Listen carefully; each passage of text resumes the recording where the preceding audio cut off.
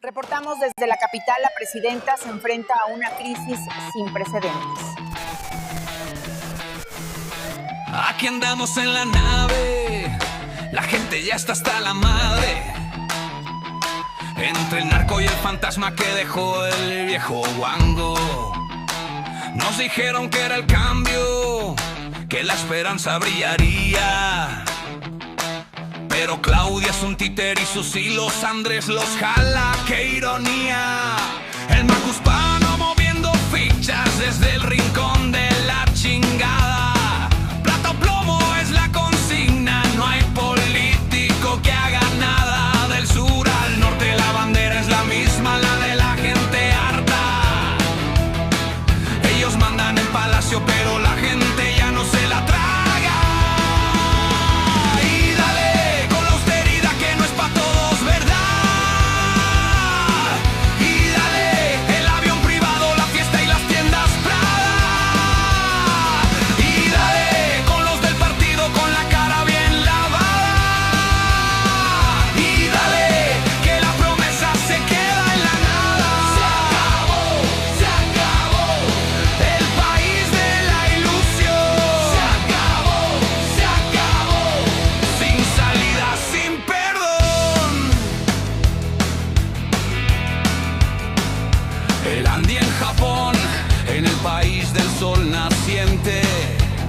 Mientras el pueblo se parte, la madre iba al trabajo en el transporte deprimente. Monreal en Madrid, Delgado en Portugal, qué bonita la vida. Y la austeridad, mi hermano, se quedó en la despedida. Son los mismos de siempre, con la cara bien tapada. Promesas de justicia y la justicia es secuestrada.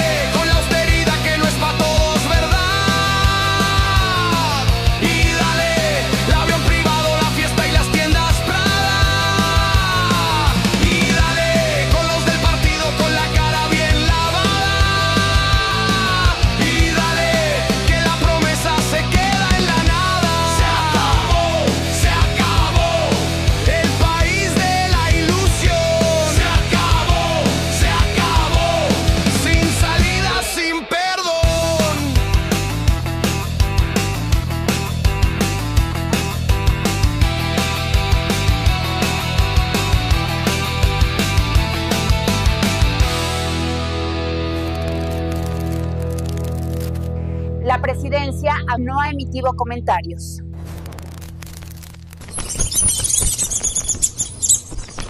No somos... Chino, te necesito la defensa. Juaco, no hay mejor tirador. Perla, mi perla. ¿Estás dentro? Chío, mi cañonera favorita. Venga. Pollo, Pelas y tú, Marmota. Chavos, ya tengo mis seleccionados. A ver si para la próxima. El fracaso de Morena en su estrategia de seguridad ha provocado que niños de entre 12 y 17 años sean reclutados por grupos del crimen organizado. Las familias exigimos que los problemas no se oculten y se nieguen, que se resuelvan. Las familias exigimos vivir en paz.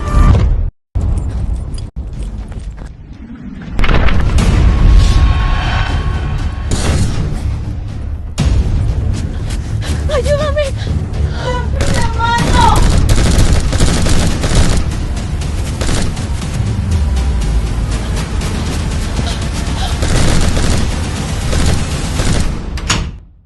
Hola, mija, ¿cómo te fue? Pues bien, mal. Este no es el futuro que merecemos. Merecemos que la inseguridad no se normalice. Desde que Morena nos gobierna, 44,815 mujeres han sido asesinadas. Las familias exigimos vivir en paz. Carmen Tellez Garcia is a Mexican journalist politician. She grew up in Ensenada, Baja California, where she launched her journalism career at age 17 in local media in Sonora, reporting on topics such as toxins and public health. At age 26, she became the first woman to anchor a primetime newscast at Televisión Azteca, and she's been known for investigative works exposing corruption, organized crime, and abuses of power. How appropriate is that for a Mexican legislator? Tellez entered the Senate in 2018 under Morena, but then she switched the PAN. I can't overemphasize how unusual that is. In the year 2020, where she continues her legislative work. As a senator for Sonora, she is focused on issues including transparency, anti-corruption, rule of law, security, and defending freedom of expression. Couldn't be more important now. She has introduced initiatives such as declaring cartels national terrorist organizations. Now, the U.S. has done this, Mexico has not. But she's on the right side of it and regularly calls for accountability from government actors where human rights or institutional norms are threatened. My friends, there is very few people in Mexico who are fighting for freedom harder right now than our friend and your next keynote, Senator Lili Tellez. Please join us.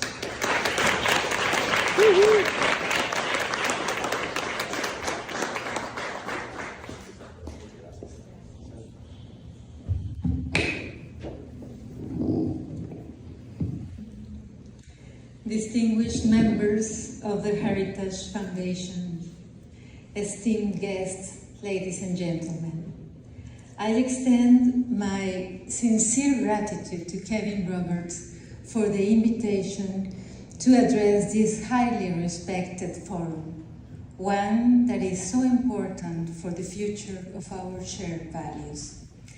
I also wish to express my loving thanks to my son Leonardo for standing here by my side and in every step for the fight for Mexico.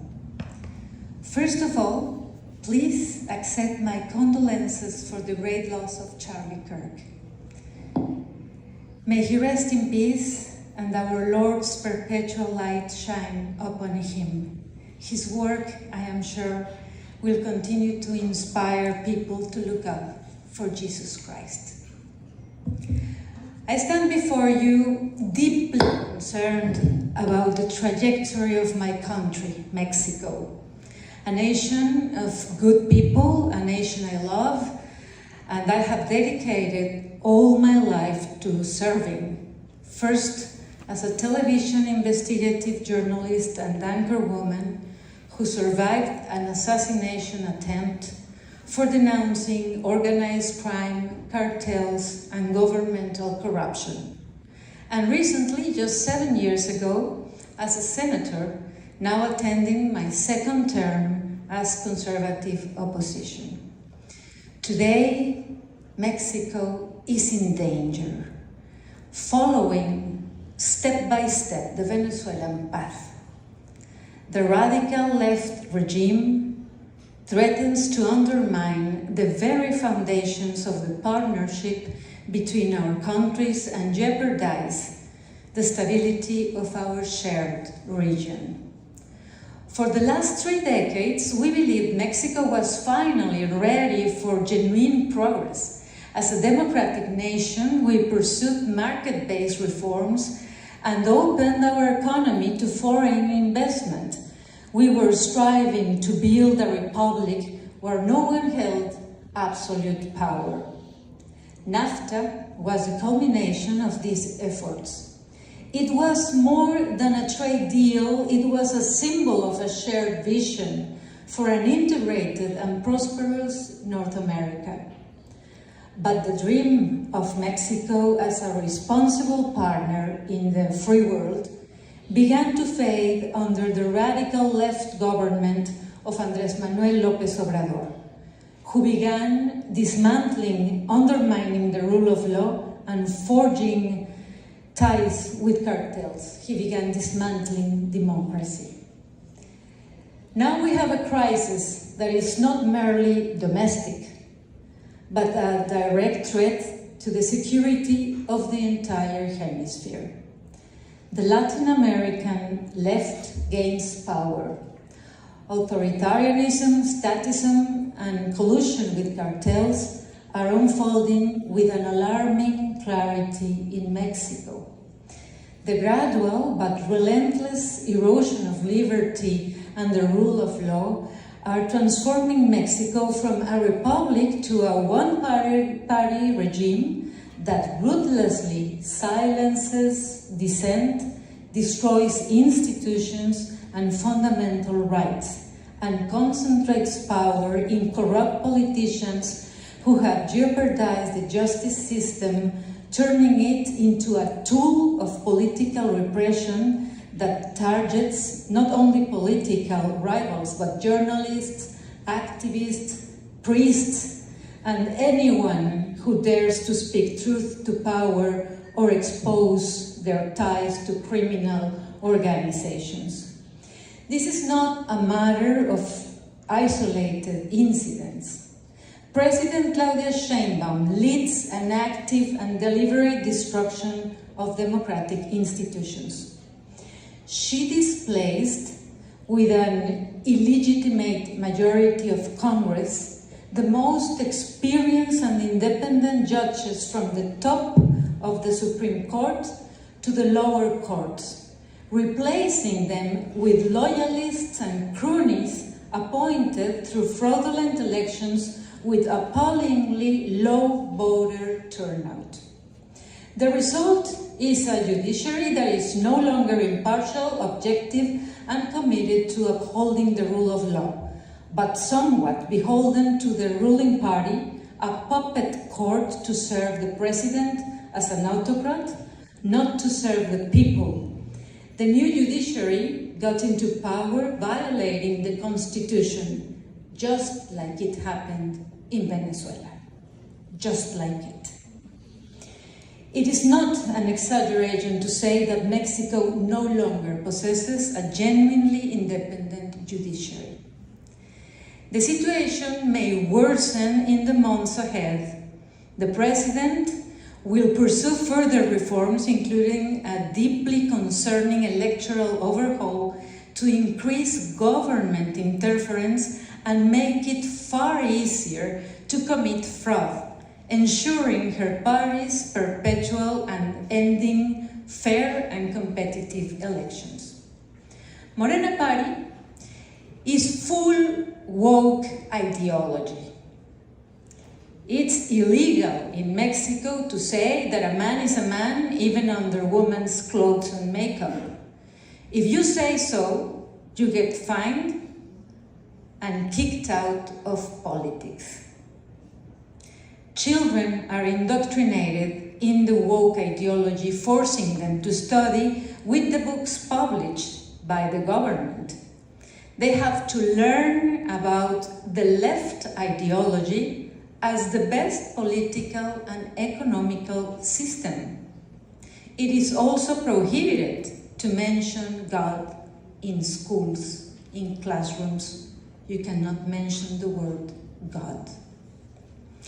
This insidious rise of authoritarianism is linked to another troubling trend: the relentless and often reckless expansion of the state into all spheres of economical and social life. The government supports central planning, has a deep suspicion of free markets, and undermines private enterprise. Statism is at the core of the regime. The government has restricted private investment in key sectors such as energy, effectively taking industries under the state's control with its corrupt and inept bureaucrats. Perhaps the most alarming aspect of this statism is the growing role of the military in Mexico's economy. Rather than focusing on the urgent task of defending our nation from cartels, the military manage ports, airports, custom facilities, and other sectors like construction, transportation, and a wide array of commercial activities. And this brings me to the third and most alarming aspect of the new Morena regime, the alliance between the government and the cartels, a systematic and deliberate strategy to consolidate power through violence, intimidation, and the manipulation of the rule of law. Listen to this. Each day in Mexico, 10 women are assassinated. Each day in Mexico. This has been for years now. Mexican mothers mourn. Mexican mothers, we all live in fear throughout our country. And let me be crystal clear. The cartels are embedded in the political system, exercising enormous influence over elections, laws, and territory. Just 2 weeks ago, a major scandal was exposed involving 2 higher-ranked members of the Mexican Navy, nephews of the Navy Secretary. They were leading an international fuel smuggling and theft crime organization in collusion with a designated terrorist cartel. Moreover, the cartels actively participate in the elections. They have financed campaigns from the leftist ruling party, they have kidnapped opposition members, and in the 2024 election, 40 candidates were assassinated. 40 candidates. At least 4 governors are now facing credible accusations of collaborating with the cartels, and even the leader of Morena in the Senate is linked with a cartel. He sits just a few meters from me. In fact, López Obrador, presidential office chief, had a bank laundering money for a cartel to buy chemicals in China to produce fentanyl in Mexico, and Sheinbaum will not proceed against him. The lines between government and organized crime have blurred, and cartels operate with impunity and terror. In this increasingly bleak landscape, there was one moment of clarity, a game changer that at least partially shifted the dynamics: the new policy from President Donald Trump toward Latin America. President Trump, unlike many others in Washington Biden's administration, recognized the gravity of the situation in Mexico and understood the dangers posed by the cartels, not only as the main culprits behind flooding the United States with fentanyl, but also as a destabilizing force threatening the security of the entire hemisphere. He took a bold and decisive step, designating the Mexican drug cartels as terrorist organizations. I have tried 3 times to pass a bill at the Senate to designate cartels as terrorists. 3 times, from years ago. But López Obrador and Claudia Sheinbaum ordered the Morena senators to vote against it. Why? because they are narco-politicians. Trump's decision sent a clear message to the Mexican establishment, exposing the complicity of members of the Mexican government and forcing the new administration to take at least some steps to combat cartels. This pressure from the United States had some results: the extradition of dozens of drug lords to the United States, and finally accepting the United States intelligence capabilities in Mexico to go after these organizations. It seems to be a great result, but far from it. These are just baby steps in such an enormous criminal context that's known as a narco state. I firmly believe that millions of Mexicans welcome and value the United States support in the fight against these narco-terrorists.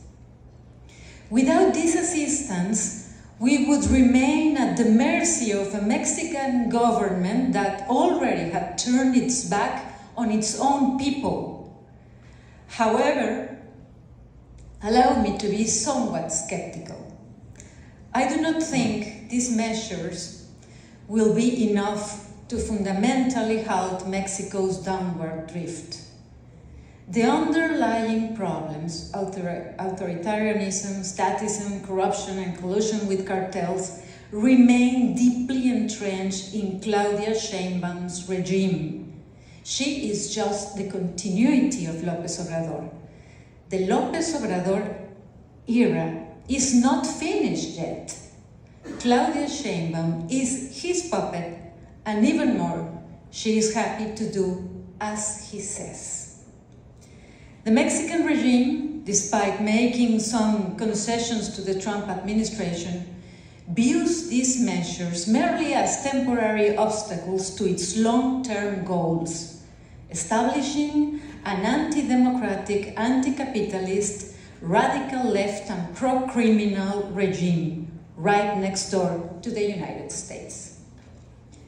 This is why it's so crucial that in the incoming USA-MÉXICO negotiations, democracy and rule of law are incorporated as non-negotiable commitment from Mexico. Claudia Sheinbaum must understand that being part of North America's economic community comes with the responsibility to permanently ensure hemispheric security, actively defend democracy, and promote a competitive capitalist system.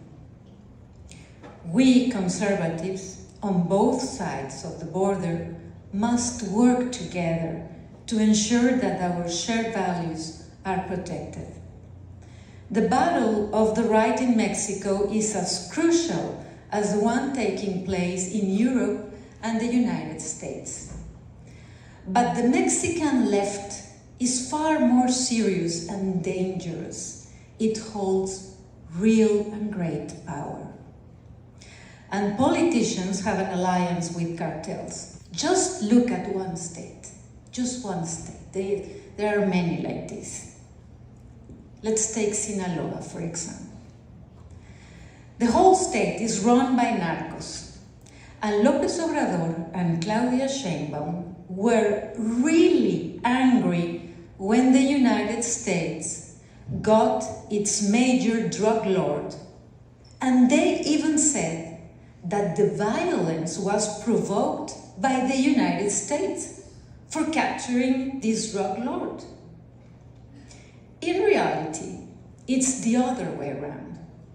The violence is provoked by the government of Morena, who don't capture the criminals and don't capture the big narco leaders and the narco politicians who protect them. Yet there is hope for Mexico. There is a resurgence of the right, not among the political elite who have historically proven cowardly and prefer to navigate the politically ambiguous center. The resurgence of the right is taking place among the new generations. In the generation of my son, in those young Catholics who are sick of professing their faith in silence, in the men who are tired of being humiliated by radical feminism, in the families who are concerned by the indoctrination of their children, in the entrepreneurs who perceive the attack against meritocracy as an existential threat, in the victims of the cartels who desperately cry out for order. We Mexicans are, at our core, people of family values, Christian faith, and of a meritocratic spirit. It is for these reasons that voices such as the ones from J.D. Vance, President Meloni, Isabel Díaz Ayuso, Javier Milei, and Bukele are beginning to create fissures within the dominant discourse of the left in my country. Yes, the Mexican right is listening and it's beginning to articulate itself. We have to stop Mexico from becoming the next Venezuela. Right now, Mexico is not a republic anymore. Just watch the destruction of the institutions, the absence of the rule of law, the statism.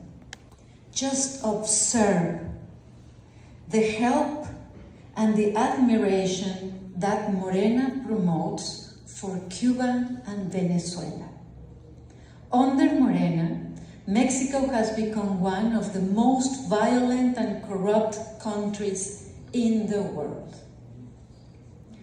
I hope our countries can work together against crime at a major scale. I ask the United States government to let us know the names of the narco-politicians. Our people should know at least who are identified by the United States authorities so we can organize social pressure over them. I can assure you there are many of us who are fighting for freedom, life, justice, for Republican institutions, for the rule of law. We are fighting for peace. We are in front of the radical left monster and their allies, the cartels. But under God's guidance, we won't step back. We are fighting for Mexico. Let this be known to our good American neighbors.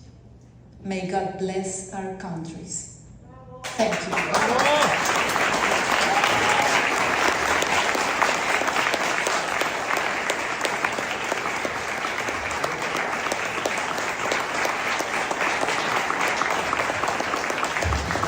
Senator Lily Reyes. Is that some bravery and truth-telling or what? We could use a lot more of it in both Washington, D.C. and in Mexico City. We're so grateful to the senator for coming and also... Reportamos desde la capital, la presidenta se enfrenta a una crisis sin precedentes. Aquí andamos en la nave, la gente ya está hasta la madre. Entre el narco y el fantasma que dejó el viejo guango. Nos dijeron que era el cambio, que la esperanza brillaría. Pero Claudia es un títer y sus hilos Andrés los jala, qué ironía. El macuspano moviendo fichas desde el rincón de la chingada. Plata o plomo es la consigna, no hay político que haga nada. Del sur al norte la bandera es la misma, la de la gente harta. Ellos mandan en palacio, pero la gente ya no se la traga. Y dale con la austeridad que no es pa' todos, ¿verdad? Y dale el avión privado, la fiesta y las tiendas Prada.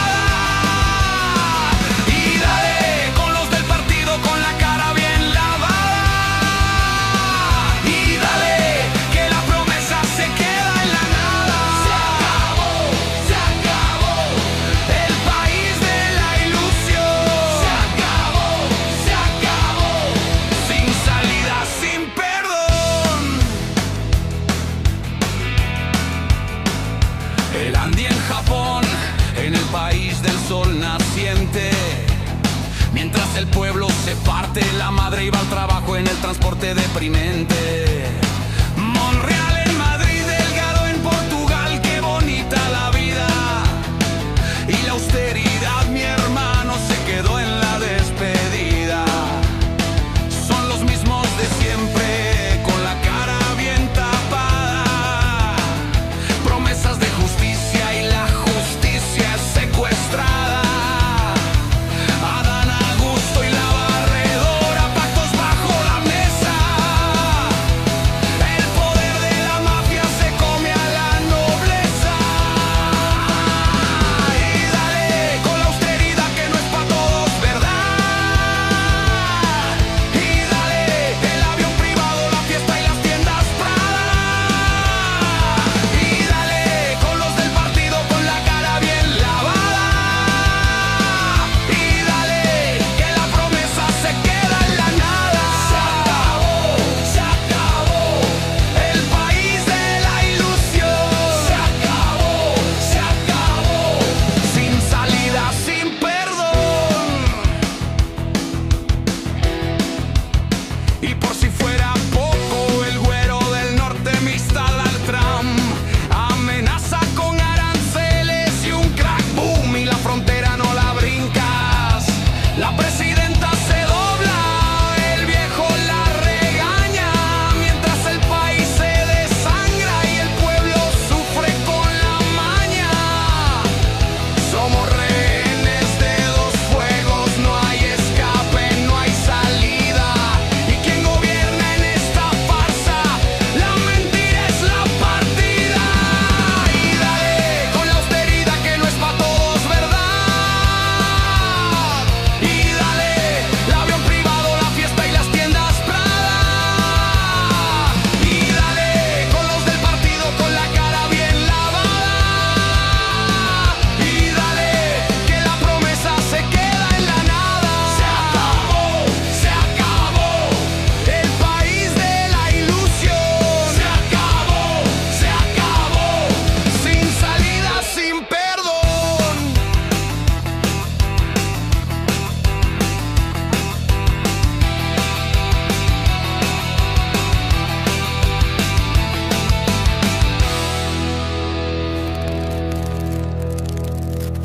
La presidencia no ha emitido comentarios.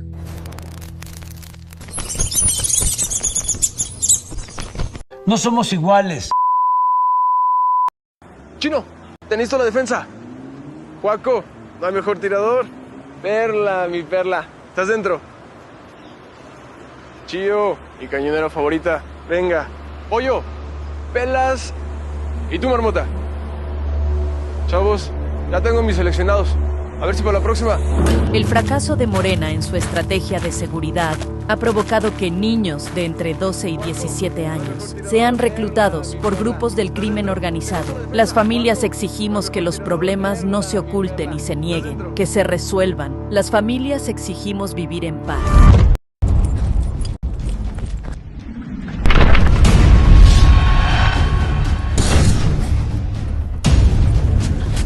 ¡Ayúdame! ¡La mano!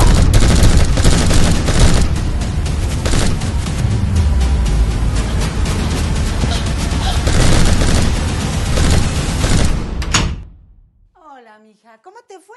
Pues bien mal. Este no es el futuro que merecemos. Merecemos que la inseguridad no se normalice. Desde que Morena nos gobierna, 44,815 mujeres han sido asesinadas. Las familias exigimos vivir en paz. Well, what an introduction. We always say these things, but I have to tell you that earlier today I was at the Central Intelligence Agency for some meetings, and a guy came in to escort me up to the director's office, and he had a little piece of paper with him that probably was a more brief biography of me. It said he's a distinguished Southern gentleman. It was funny because the guy knew me, but he picked me out of the crowd, and we had a good meeting after that. And I said, well, you were at least right about part of it. I am definitely Southern.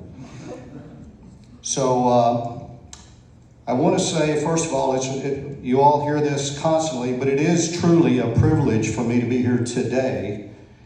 And it's an honor to be given the last word on U.S.-Mexico policy at this year's Policy Summit.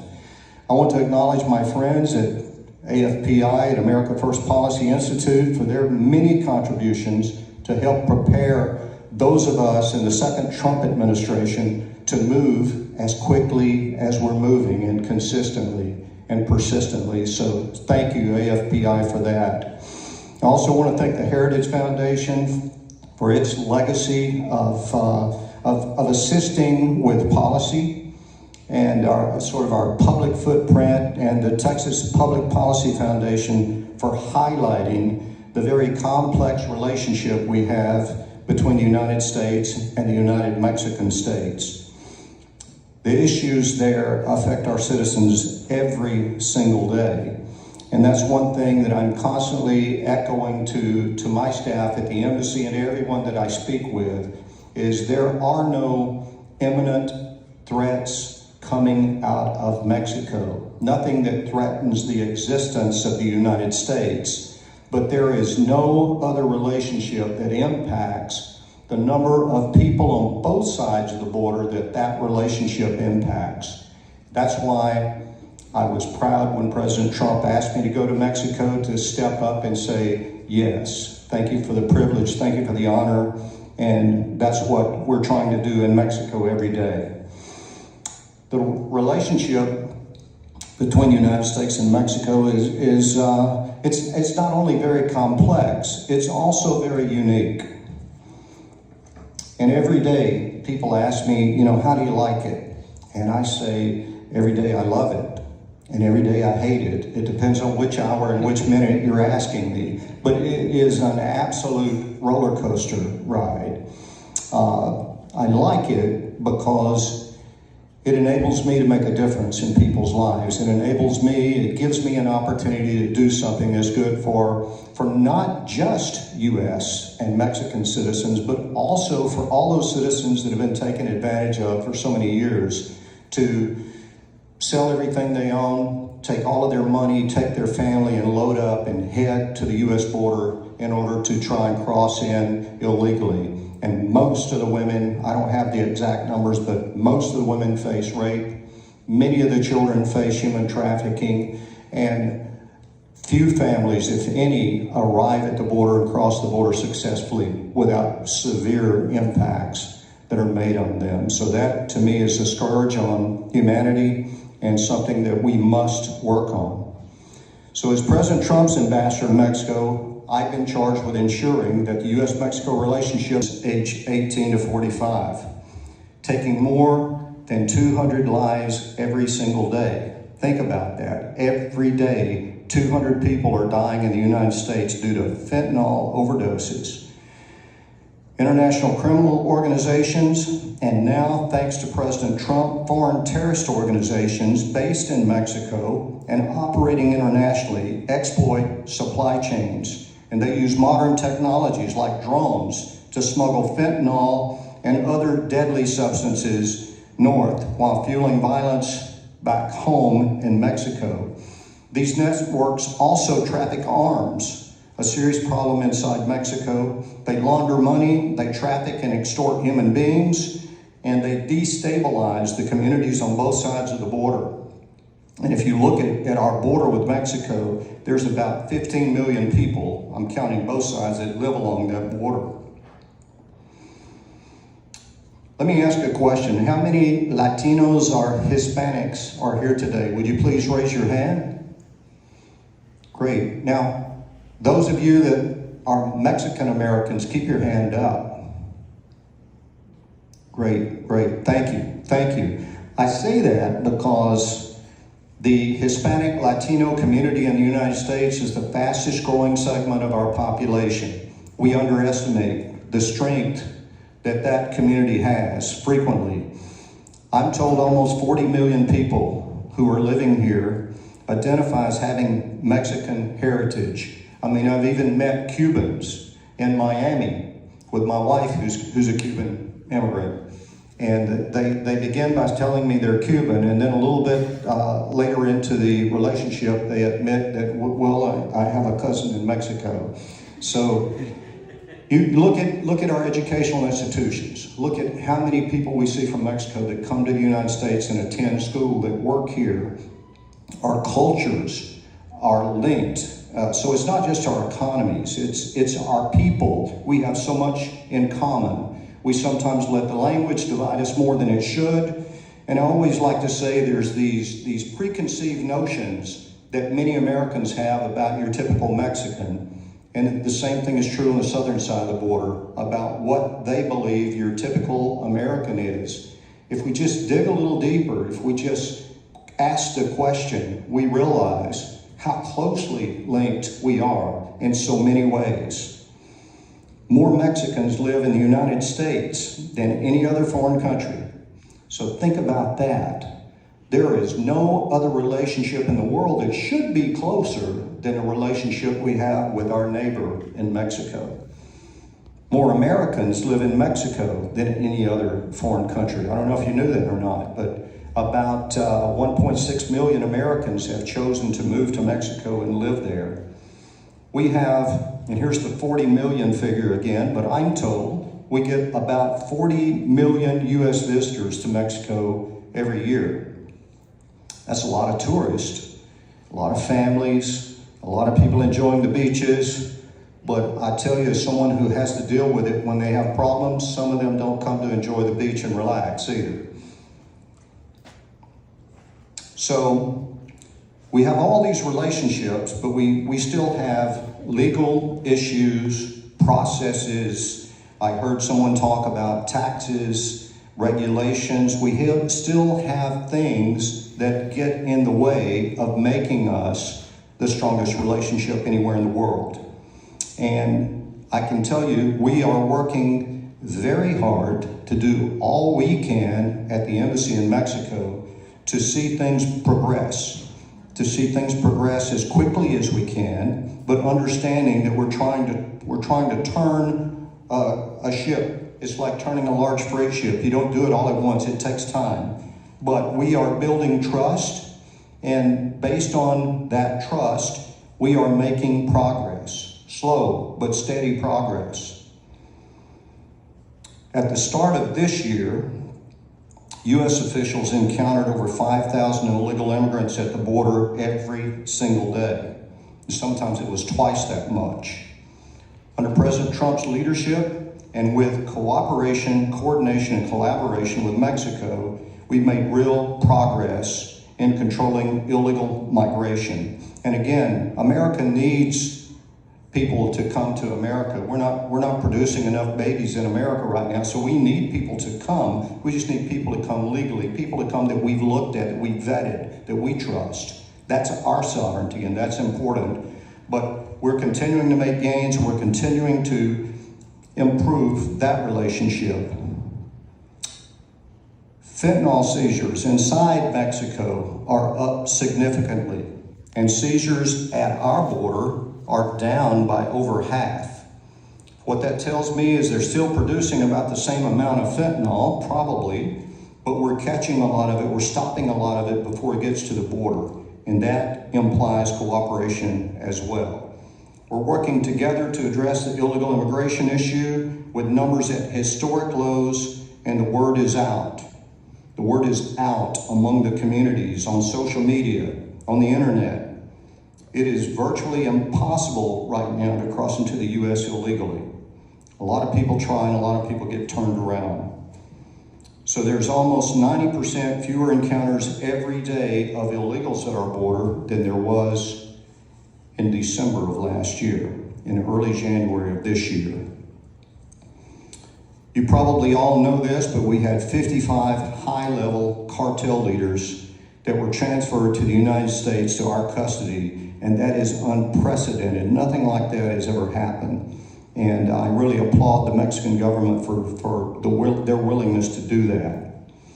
And since the Trump administration took office, the government of Mexico has ramped up its crackdown in Mexico-based foreign terrorist organizations. They refer to them as criminal organizations. It doesn't matter to me. I know both pretty well, and I can tell you that what the cartels do to local people is absolutely, by definition, terrorism. They commit horrible acts against innocent people to influence the rest of the population, and that is terrorism.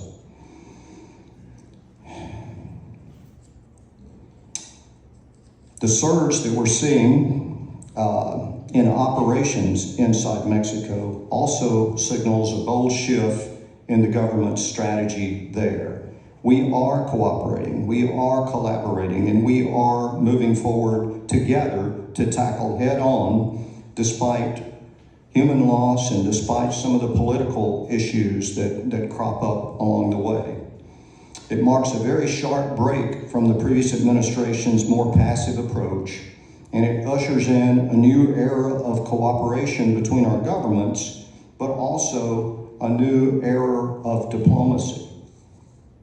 Our priorities are clear. We work 24/7 with President Sheinbaum's government and with our own government across Mexico to dismantle cartels and narco-terrorist networks, including those who move precursors, who launder money, who smuggle weapons, traffic humans, or operate in that gray zone between our two nations, and justice will prevail. We are also working closely at the national and subnational level to ensure the U.S.-Mexico border remains the most secure in history. That doesn't just mean for illegal immigrants, that means for any illegal activities, drugs, precursors, weapons, arms, explosives, and humans.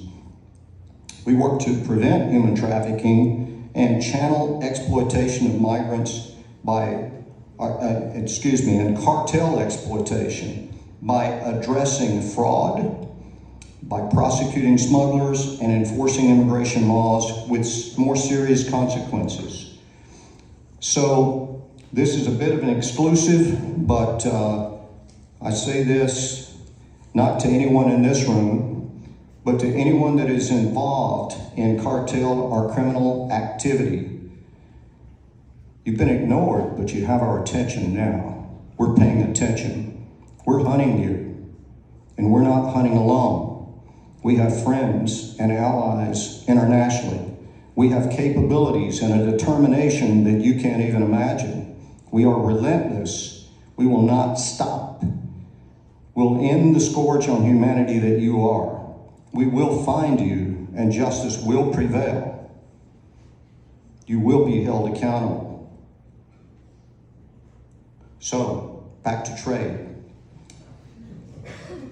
As leading trade partners, we must reduce our deficit by ensuring that trade is fair, free, and with a balanced playing field for competitiveness. American companies and jobs, while blocking unfair competition like China from distorting our shared market, are creating an economic dependency in Mexico. The U.S. Trade Representative's Office has opened the public comment period ahead of the 2026 USMCA review, and we look forward to the feedback from the public and from industries on this important regional trade mechanism. I think it's absolutely terrific that we see that. We see the USMCA as a living document, and it can be updated because times change, technology changes, and we must update it. And we are officially beginning the review in 26, but we're starting now. So we look forward to working with any of you that are involved in trade and with issues that might be impacted by that agreement. During Secretary Rubio's recent visit, our two nations reaffirmed and deepened security cooperation based on reciprocal relationships, respect for sovereignty, and shared responsibility and mutual trust. We're dismantling cartel networks through stronger collaboration in law enforcement, through security, and through judicial agencies on both sides of the border. I work frequently with our own DOJ. U.S. and Mexican officials meet regularly to track implementation of our commitments, closing border tunnels combating illicit financing, preventing fuel theft, and increasing joint inspections, investigations, and prosecutions. And we're leveraging technology to stay ahead of the cartels. They're using it, so we're using it. At the state level, Sonora, the state of Sonora has created a border police unit that partners with our own Customs and Border Patrol. It's the first of its kind. I've seen firsthand the impact of coordinated mirror operations in Baja California and California, where our team confronts migrant and security challenges on both sides of the border by talking to each other, coordinating times and patrol activity, and it's working successfully there. And we look to do the same thing across the northern border. And if there's interest, and we hope there will be, we also would like to see that across Mexico's southern border with Guatemala.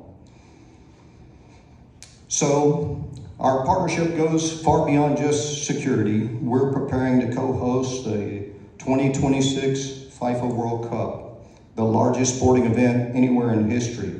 We're investing in innovation and artificial intelligence to boost competitiveness, to create American jobs, and to fight organized crime during those events. And we're working closely with the private sector to drive prosperity and opportunities for millions, including Mexican companies that are expanding their investments in the United States, and U.S. companies looking to shift more manufacturing back to North America.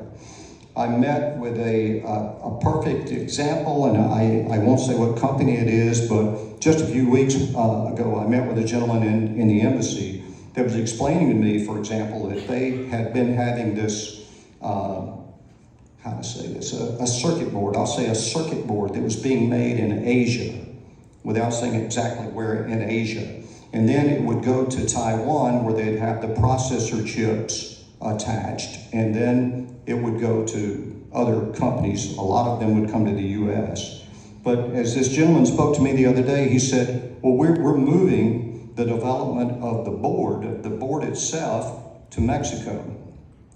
And he said, we've had some people in the U.S. that explained they were unhappy with that. They would like for that to come to America. And he said, well, the way that we're able to move it to Mexico is we still get labor that's less expensive in Mexico to create the circuit board, but then to have the microprocessor chips attached, it doesn't go to Taiwan, it comes to the United States. So it actually creates jobs on both sides of the border.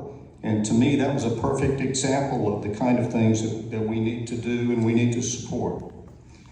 So despite all the challenges that we face, I think we have an unprecedented opportunity to build a stronger, safer, and more prosperous Mexico and United States in the process. We built connections that didn't exist before. We've opened doors that were once closed, and we've shaped a future where both nations can thrive. America First puts the United States of America first. And I agree, I'm the United States ambassador, but I also say the Americas first. We are North America, and we are united, and together we are unstoppable. We can feed ourselves, we can feed much of the world, we can prosper, we can be safe, and we can be strong. So let me close with a personal reflection, and I'll do something I don't frequently do, but I want to share a comment that President Sheinbaum made in a meeting we had once.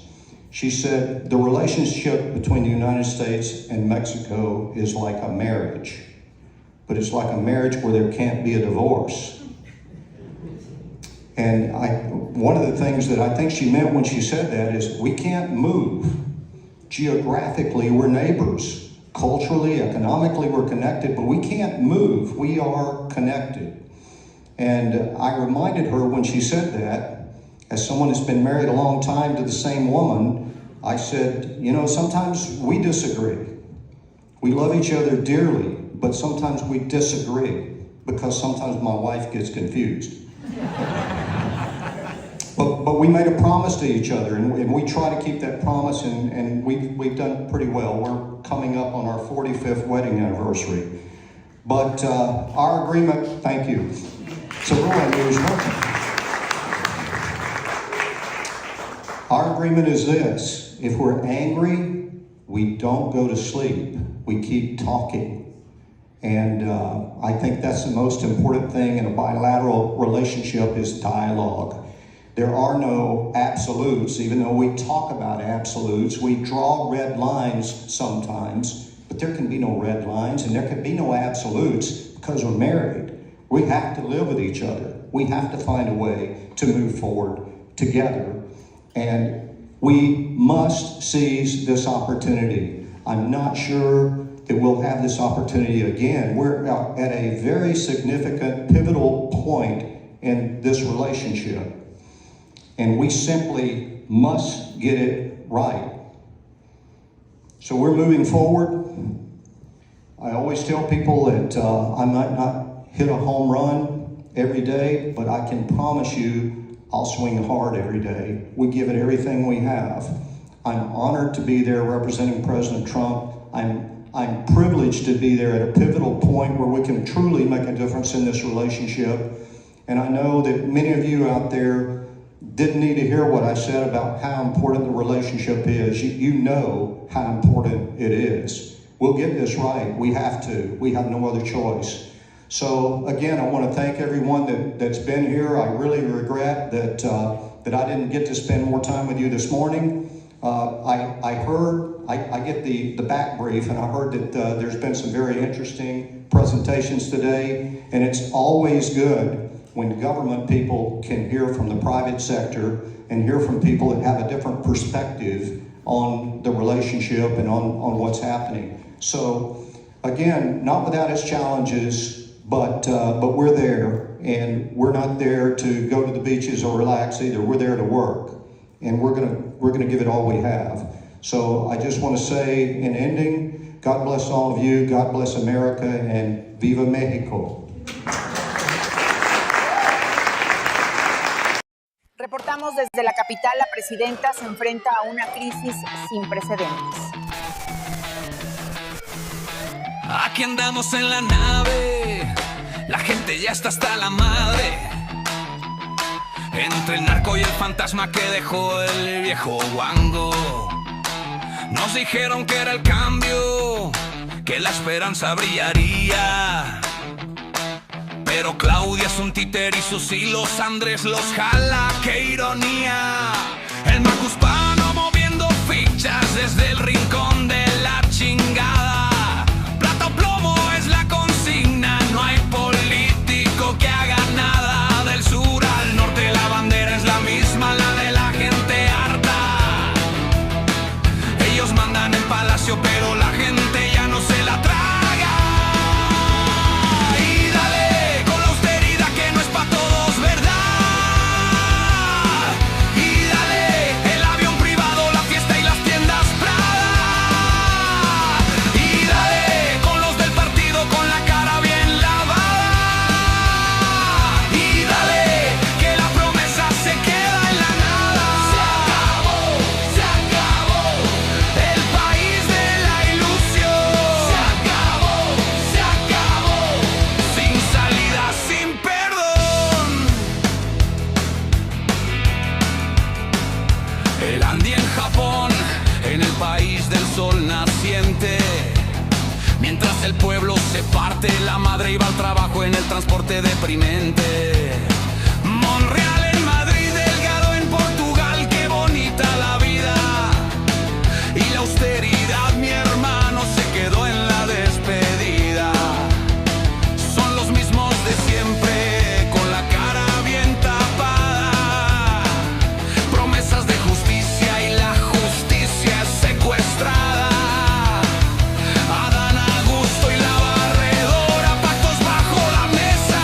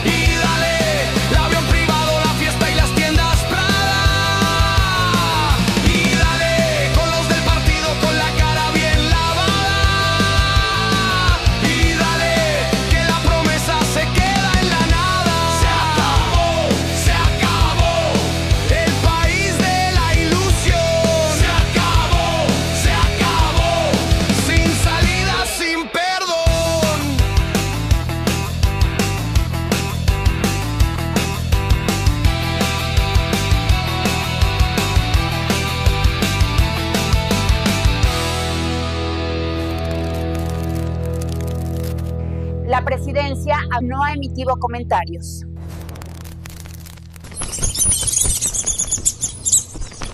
No somos iguales. Chino, te necesito la defensa. Juaco, no hay mejor tirador. Perla, mi perla. ¿Estás dentro? Chío, mi cañonera favorita. Venga. Pollo, pelas. ¿Y tú, marmota? Chavos, ya tengo mis seleccionados. A ver si para la próxima. El fracaso de Morena en su estrategia de seguridad ha provocado que niños de entre 12 y 17 años sean reclutados por grupos del crimen organizado. Las familias exigimos que los problemas no se oculten y se nieguen, que se resuelvan. Las familias exigimos vivir en paz.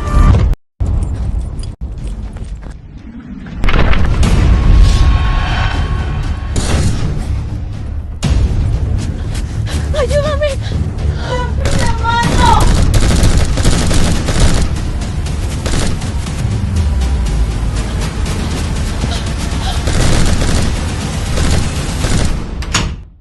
Hola, mija, ¿cómo te fue? Pues bien mal. Este no es el futuro que merecemos. Merecemos que la inseguridad no se normalice. Desde que Morena nos gobierna, 44.815 mujeres han sido asesinadas. Las familias exigimos vivir en paz.